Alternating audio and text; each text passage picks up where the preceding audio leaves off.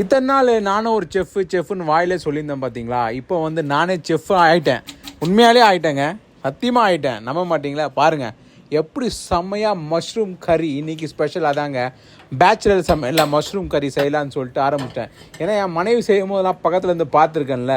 அதனால் உலகத்தில் இருக்க எல்லா கடவுளையும் வேண்டிட்டு கடாயை எடுத்து அடுப்பில் வச்சுட்டு எண்ணெய் ஊற்றின பாருங்க, புஷ்ஷுச்சு, அடடா அள்ளு விட்டு போச்சு, என்னடா இது அப்படின்னு சொல்லிட்டு அப்புறம் வெங்காயத்தை போட்டேன். கண்ணாடி பதம் வரணும்னு சொல்லுவாங்க, என்ன பதம் தெரியலையே, கண்ணாடி எடுத்து பார்த்தேங்க, ஒன்றும் புரியல. சரி போட்டு கலக்கடா பார்த்துடலாம் அப்படின்னு சொல்லிட்டு மஷ்ரூம் போட்டேன்னு தண்ணி வருமா ஊற்றணுமா ஊற்றக்கூடாதுன்னு தெரில. சரி மனைவிட்ட கேட்டேன், ஊற்றக்கூடாதுன்னாங்க. சரி நல்ல வேலை ஊற்றிருந்தேன்னு வச்சுங்க, மஷ்ரூம் கறி வந்து வாட்டர் கறி ஆகிட்ருக்கோம். இதெல்லாம் செஞ்சு முடிச்சுட்டு லைட்டாக வாசனை வந்ததுங்க, தோசையாக சுட ஆரம்பித்தேன். ஏன்னா ஃபஸ்ட்டு தோசையை சுட்டு அப்புறம் கறி சரியாக வரணும்னு வச்சுங்க, ரெண்டுமே வேஸ்ட்டாக போயிடும்ல.